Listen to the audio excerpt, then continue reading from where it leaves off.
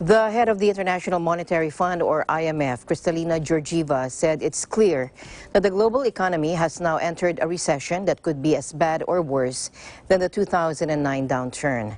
As if the U.S. was now in recession, she noted that Federal Reserve Chairman Jerome Powell had already said that America may well be in a recession. Take a look. The human costs of the coronavirus pandemic are already immeasurable, and all countries need to work together to protect people and limit the economic damage. This is a moment for solidarity, which was a major theme of the meeting today of the G20 finance ministers and central bank governors. There I emphasized 3 points. First, the outlook for global growth. For 2020, it is negative, a recession at least as bad as during the global financial crisis or worse. But we expect recovery in 2021. To get to it, it is paramount to prioritize containment and strengthen health systems everywhere. The economic impact is and will be severe, but the faster the virus stops, the quicker and stronger the recovery will be.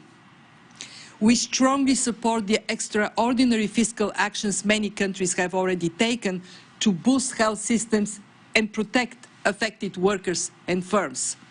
And we welcome the moves of major central banks to ease monetary policy.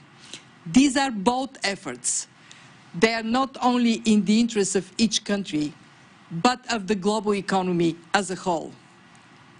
And even more will be needed, especially on the fiscal front.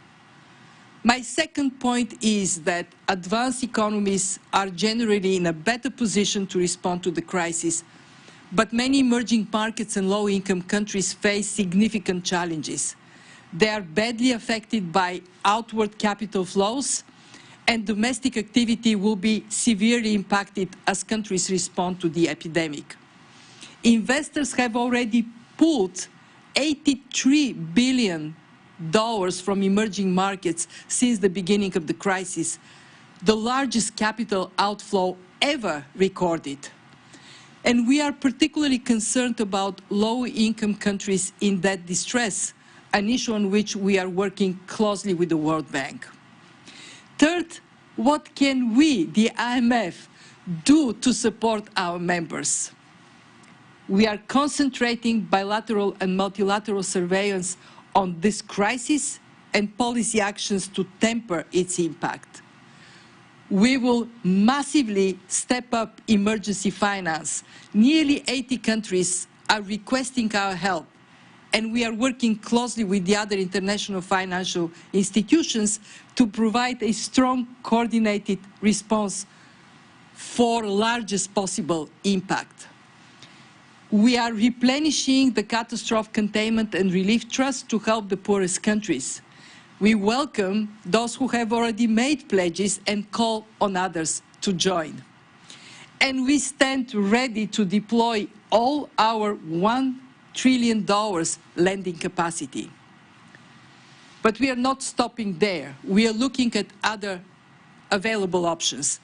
Several low and middle income countries have asked the IMF to make a Sdr allocation, as we did during the global financial crisis, and we are exploring this option with our membership.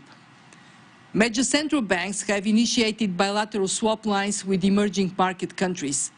As a global liquidity crunch takes hold, we need members to provide additional swap lines.